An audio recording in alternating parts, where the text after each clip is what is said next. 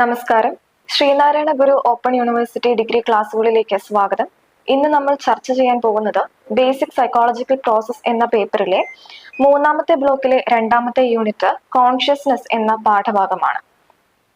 അപ്പൊ നമ്മൾ കഴിഞ്ഞ ക്ലാസ്സിൽ കോൺഷ്യസിനെ കുറിച്ച് പഠിച്ചിട്ടുണ്ടായിരുന്നു. എന്താണ് കോൺഷ്യസ്?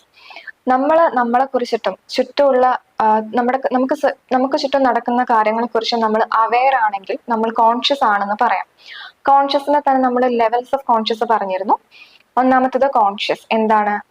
നമുക്ക് ചുറ്റുമുള്ള കാര്യങ്ങൾ അവെയർ ആണെങ്കിൽ കോൺഷ്യസ് ആണ്. രണ്ടാമത്തത് pre conscious or sub conscious ആണ്. കോൺഷ്യസിന് തൊട്ട് താഴെ കിടക്കുന്ന ഒരു സർഫേസിനെയാണ് പ്രീ കോൺഷ്യസ് അല്ലെങ്കിൽ സബ് കോൺഷ്യസ് എന്ന് പറയുന്നത്. പെട്ടെന്ന് നമുക്ക് ഓർത്തെടുക്കാൻ കഴിയാത്ത കാര്യങ്ങൾ കിടക്കുന്നത് ഈ ഒരു പ്രീ കോൺഷ്യസിലും അല്ലെങ്കിൽ സബ് കോൺഷ്യസ് എന്ന് പറയുന്ന ആ ഒരു ലെവലിലാണ്. മൂന്നാമത്തെ ഒരു ലെവലാണ് അൺകോൺഷ്യസ്. അതായത് ഏറ്റവും ഡീപ്പായിട്ട് നമ്മുടെ ഇമോഷൻസും തോട്ട്സും നമ്മൾ പോലും അറിയാത്ത നമ്മളെ കുറിച്ചിട്ടും ചുറ്റുപാട് നമ്മൾ പെർസീവ് ചെയ്യാത്ത അല്ലെങ്കിൽ സെൻസ് ചെയ്യാത്ത കാര്യങ്ങൾ പോലും നമ്മുടെ ഉള്ളിൽ കിടക്കുന്ന ആ ഒരു സർഫേസിനെയാണ് അൺകോൺഷ്യസ് എന്ന് പറയുന്നത്. അപ്പോൾ ഒരുപാട് ടൈം എടുത്ത് ഇതാണ് സൈക്കോ അനാലിസിസ് കൺസെപ്റ്റിൽ നമ്മൾ പറഞ്ഞിട്ടുള്ളൊരു കാര്യം. അപ്പൊ ഇന്ന് നമ്മൾ ഡീറ്റെയിൽഡ് ആയിട്ട് എന്താണ് കോൺഷ്യസ് എന്നുള്ള കാര്യത്തിനെ കുറിച്ചാണ് പഠിക്കുന്നത്. അപ്പൊ ആദ്യമായിട്ട് തന്നെ അതിൽ ബയോ റിഥംസിനെ കുറിച്ചാണ് പഠിക്കുന്നത്. അപ്പൊ ബയോ റിഥംസ് എന്ന് പറയുന്നത് ഒരു നാച്ചുറൽ ആയിട്ടുള്ള നമ്മുടെ ബോഡിയിൽ നടക്കുന്ന ഒരു പ്രോസസ് ആണ്.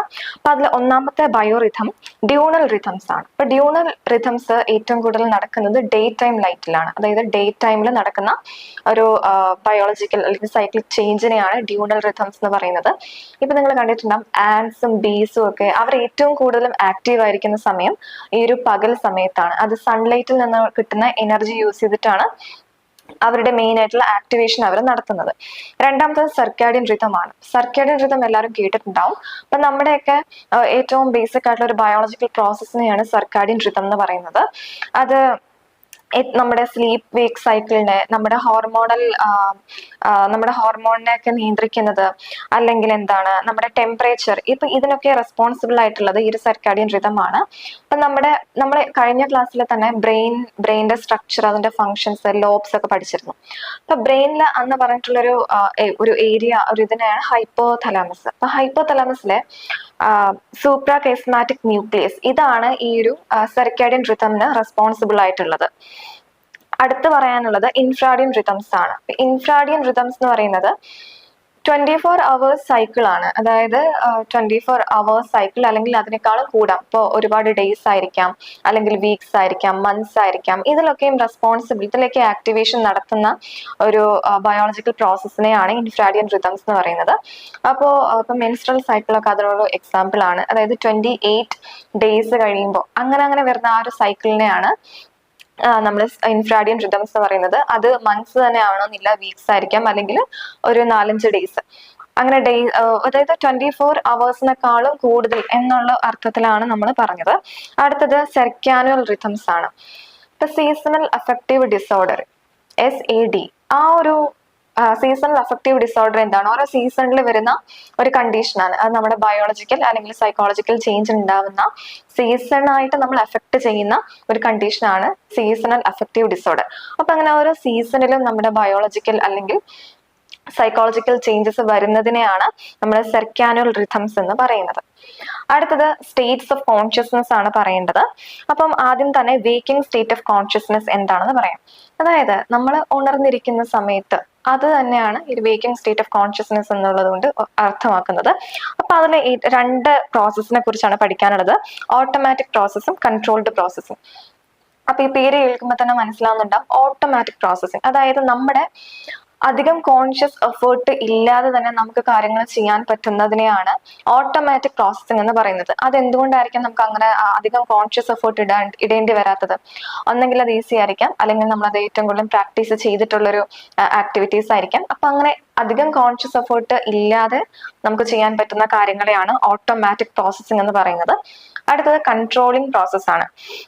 Controlled processing. അതെന്താണ്? നമുക്ക് അത്രമാത്രം കോൺഷ്യസ് എഫേർട്ട് ഇട്ടുകൊണ്ട് മാത്രം ചെയ്യാൻ പറ്റുന്ന കാര്യങ്ങളെയാണ് കൺട്രോൾഡ് പ്രോസസ്സിംഗ് എന്ന് പറയുന്നത്. അത് നമുക്ക് ഈസി ആയിരിക്കില്ല, അല്ലെങ്കിൽ മുൻപേ പരിചയം കാണില്ല. അപ്പൊ അത്തരത്തിലുള്ള പ്രോസസ്സ് ആകുമ്പോൾ നമ്മളൊരു കാര്യം ആദ്യമായിട്ട് ചെയ്യുന്ന സമയത്ത് എന്താ, നമുക്ക് അധികം കോൺഷ്യസ് എഫേർട്ട് നമുക്ക് ഇടേണ്ടി വരും.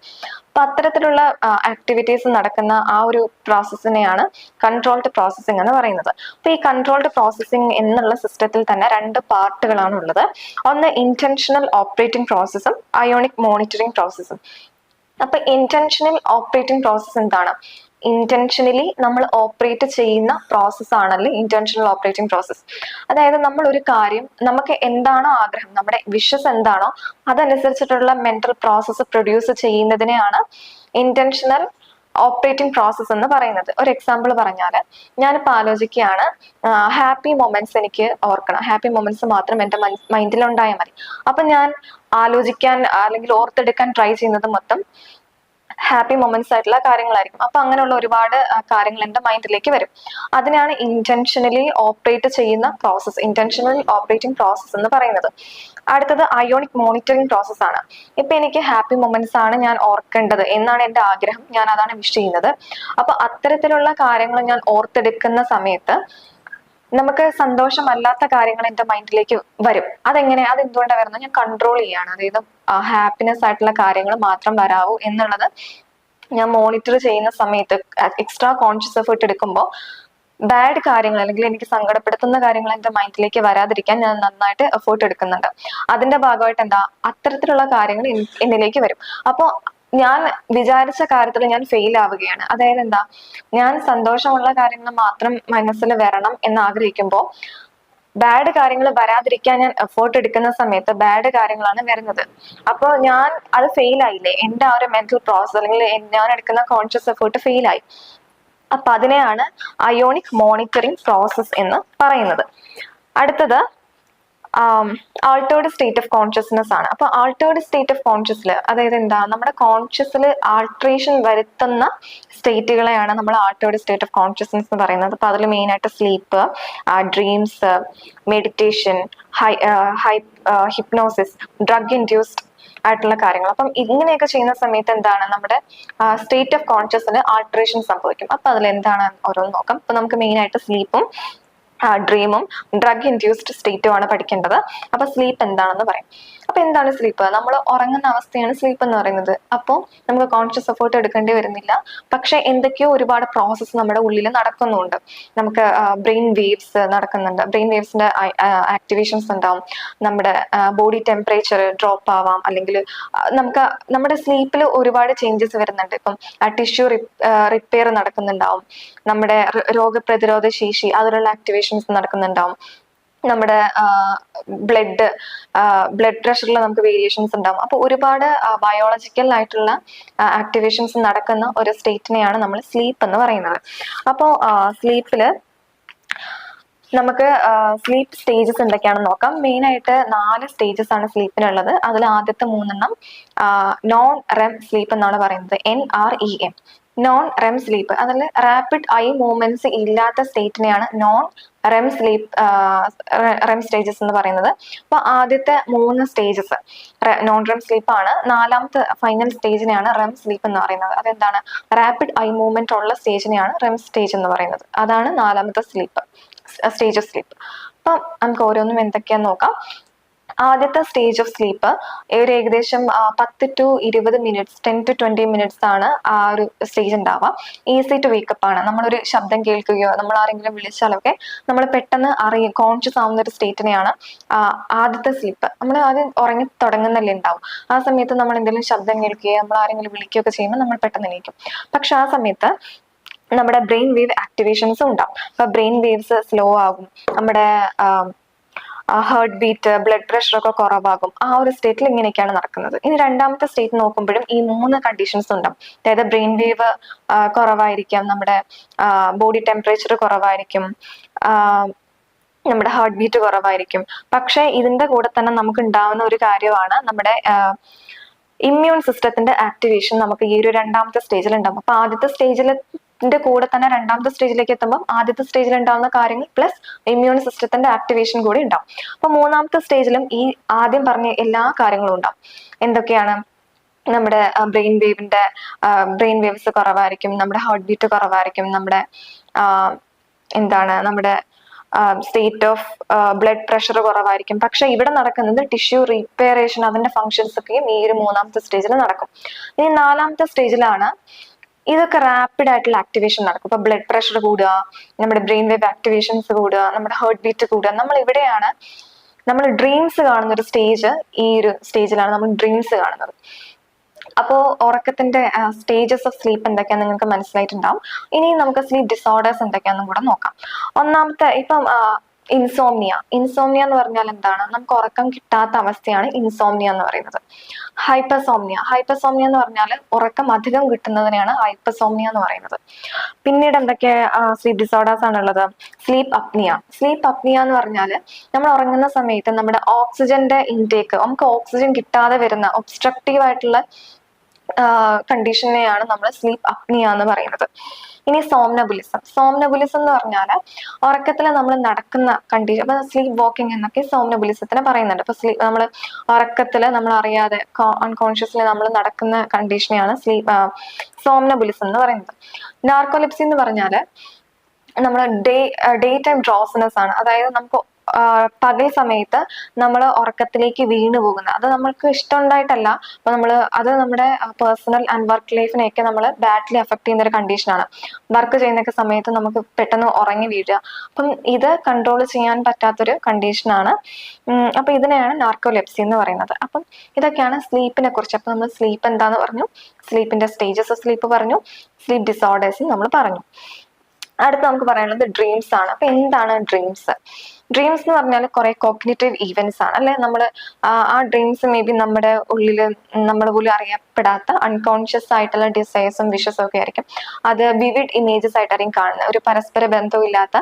അപ്പൊ നമ്മൾ രാവിലെ എണീക്കുമ്പോൾ എന്തായിരുന്നു ഡ്രീം കണ്ടതെന്ന് വെച്ചാൽ നമുക്ക് ഇല്ലോജിക്കൽ ആയിട്ടുള്ള, ലോജിക്കൊന്നും ഇല്ലാത്ത ഒരുപാട് മെന്റൽ ഈവൻസ് ആണ് നമ്മുടെ നടക്കുന്നത്. അപ്പൊ അതിനെയാണ് നമ്മൾ ഡ്രീംസ് എന്ന് പറയുന്നത്. അപ്പൊ ഡ്രീംസിൽ ഒരു psycho dynamic view point of dream എന്താന്ന് വെച്ചാൽ നമ്മൾ സൈക്കോ അനാലിസിസിൽ നമ്മൾ പറഞ്ഞ കാര്യങ്ങളാണ് ഡ്രീം. നമ്മൾ ഡ്രീം ഓൾറെഡി ഡിസ്കസ് ചെയ്ത കാര്യമാണ്. അതായത് നമ്മുടെ ലെവൽസ് ഓഫ് കോൺഷ്യസ്നെസ് പറഞ്ഞു. അതിൽ മൂന്നാമത്തെ ലെവൽ ഓഫ് അല്ലെങ്കിൽ ഫൈനൽ ലെവൽ ഓഫ് കോൺഷ്യസ് ആണ് അൺകോൺഷ്യസ് സ്റ്റേജ്. അപ്പൊ ഈ സ്റ്റേജിൽ സൈക്കോ ഡൈനാമിക് അല്ലെങ്കിൽ സൈക്കോ അനാലിസിസ് വ്യൂ പോയിന്റ് എന്തായിരുന്നു?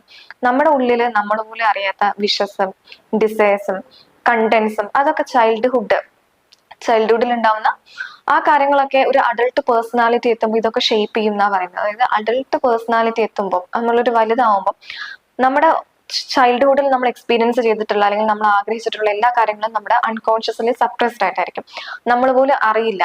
അപ്പൊ ആ കാര്യങ്ങളൊക്കെ ഒരു കുറേ വർഷം കഴിയുമ്പോൾ നമ്മളൊരു വലുതാവുമ്പോൾ ഈ കാര്യങ്ങളൊക്കെ നമ്മുടെ ഒരു പേഴ്സണാലിറ്റി ഡെവലപ്പ് ചെയ്യുന്നതിൽ റോൾ ഉണ്ടെന്നാണ് പറയുന്നത്.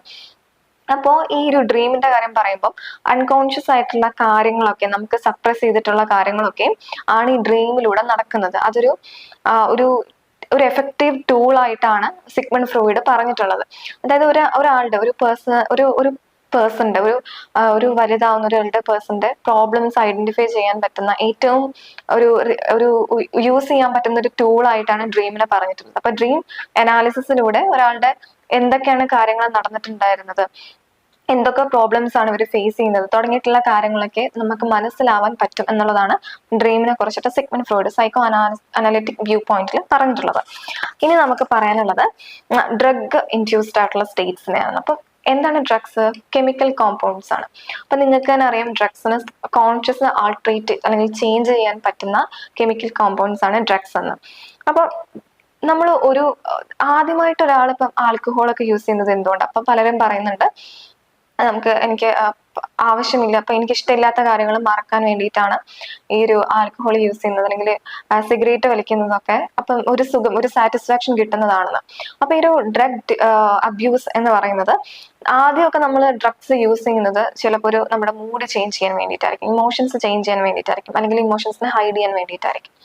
അത് ഗ്രാജുവലി നമ്മുടെ മൂഡ് ചേഞ്ച് ചെയ്യാൻ വേണ്ടിയിട്ട് അത് യൂസ് ചെയ്ത് ലാസ്റ്റ് നമുക്ക് ഡിപ്പെൻഡന്റ് ആവും, നമുക്കത് ഡിപ്പെൻഡൻസി തോന്നും. അതായത് അതില്ലാതെ നമുക്കൊരു ലൈഫിൽ, അതായത് നമുക്ക് ഒരു കാര്യം ചെയ്യണം എന്നുണ്ടെങ്കിൽ അല്ലെങ്കിൽ നമുക്കൊരു കറേജ് വരണം എന്നുണ്ടെങ്കിൽ ഒക്കെ നമ്മൾ ആൽക്കഹോളിന് അല്ലെങ്കിൽ നമുക്ക് എന്ത് ഡ്രഗാണോ നമ്മൾ യൂസ് ചെയ്ത് അതിൽ ഡിപ്പെൻഡന്റ് ആയി പോകും. അപ്പൊ അതാണ് ഡ്രഗ് അബ്യൂസും ഡ്രഗ് ഡിപ്പെൻഡൻസും. ആദ്യം ഡ്രഗ് അബ്യൂസ് ചെയ്തു, അതിനുശേഷം നമുക്ക് ഡ്രഗ്സ് ഇല്ലാതെ പറ്റില്ല എന്നുള്ള കാര്യത്തിലേക്ക് എത്തും, അപ്പൊ ഡ്രഗ് ഡിപ്പെൻഡൻസ് ആവും. അപ്പോ ഈ ഡ്രഗ് ഡിപ്പെൻഡൻസ് ആവുന്നത്, ഡിപ്പെൻഡന്റ് ആയി കഴിയുമ്പോൾ നമ്മൾ ആദ്യം ഒരു എമൗണ്ട് ഓഫ് ഡ്രഗ്സ് ആയിരിക്കും നമുക്ക് യൂസ് ചെയ്യുന്നത്. അപ്പൊ ഒരു ലെവൽ ഓഫ് സാറ്റിസ്ഫാക്ഷൻ കിട്ടും, നമ്മുടെ മൂഡ് ചേഞ്ച് ആവും. അത് നമ്മൾ കുറച്ച് യൂസ് ചെയ്ത് കണ്ടിന്യൂസ് ആയിട്ട് യൂസ് ചെയ്ത് കഴിയുമ്പോൾ പിന്നെ നമ്മൾ ആദ്യം യൂസ് ചെയ്ത ലെവൽ ഓഫ് ഡ്രഗ് ആയിരിക്കില്ല നമുക്ക് പിന്നീട് വേണ്ടത്. അതായത് നമുക്ക് ലെവൽ ഓഫ് സാറ്റിസ്ഫാക്ഷൻ കിട്ടണമെങ്കിൽ നമ്മൾ ഒരു കാര്യം ഒരുപാട് ഒരുപാട് നമ്മളൊരു കാര്യം യൂസ് ചെയ്ത് കഴിയുമ്പോൾ അതിന്റെ അത്ര എഫക്ട് നമുക്ക് എക്സ്പോസ് ആയി പോകും. അപ്പൊ അതിന്റെ അത്ര എഫക്ട് നമുക്ക് പിന്നെ കിട്ടില്ല ആ ഒരു എമൗണ്ട് യൂസ് ചെയ്താൽ. അപ്പൊ നമുക്ക് ആ ലെവൽ ഓഫ് സാറ്റിസ്ഫാക്ഷൻ കിട്ടണമെങ്കിൽ ആദ്യം യൂസ് ചെയ്തിട്ടുണ്ടായിരുന്ന എമൗണ്ടിനെക്കാളും നമ്മൾ കൂടുതൽ യൂസ് ചെയ്യേണ്ടി വരും. അപ്പൊ അതാണ് ഡ്രഗ് ടോളറൻസ്. നമ്മൾ ആ ഒരു ലെവൽ ഓഫ് എമൗണ്ടിലേക്ക് നമ്മൾ ടോളറേറ്റ് ആയിപ്പോയി. ഇനി നമുക്കൊരു സാറ്റിസ്ഫാക്ഷൻ കിട്ടണമെങ്കിൽ അതിനെക്കാട്ടിലും എമൗണ്ട് കൂടുതൽ വേണം നമ്മൾ യൂസ് ചെയ്യാൻ. അപ്പൊ അതാണ് ഡ്രഗ് ടോളറൻസ്. അപ്പൊ ഡ്രഗ് എന്താണെന്ന് നമ്മൾ പറഞ്ഞു, ഡ്രഗ് അബ്യൂസ് എന്താണെന്ന് പറഞ്ഞു, ഡ്രഗ് ഡിപ്പെൻഡൻസ് എന്താണെന്ന് പറഞ്ഞു, ഡ്രഗ് ടോളറൻസ് എന്താണെന്നും പറഞ്ഞു. അപ്പൊ ഇത്രയും കാര്യങ്ങളാണ് ഡ്രഗ്സ്. അപ്പൊ നമ്മൾ ഈ ഒരു കോൺഷ്യസ്നെസ്സിൽ പറഞ്ഞിട്ടുള്ളത് ലെവൽ ഓഫ് കോൺഷ്യസ് നമ്മൾ പറഞ്ഞു. പിന്നെന്താണ്, സ്റ്റേറ്റ് ഓഫ് കോൺഷ്യസ് പറഞ്ഞു, വേക്കിംഗ് സ്റ്റേറ്റും പറഞ്ഞു, ആൾട്രേഷൻ സ്റ്റേറ്റും പറഞ്ഞു. അതിൽ നമ്മൾ മെയിൻ ആയിട്ട് ഡിസ്കസ് ചെയ്തത് sleep, dream, drug induced state. അപ്പൊ ഇത്തരം കാര്യങ്ങൾ മനസ്സിലായി എന്ന് വിചാരിക്കുന്നു. Thank you.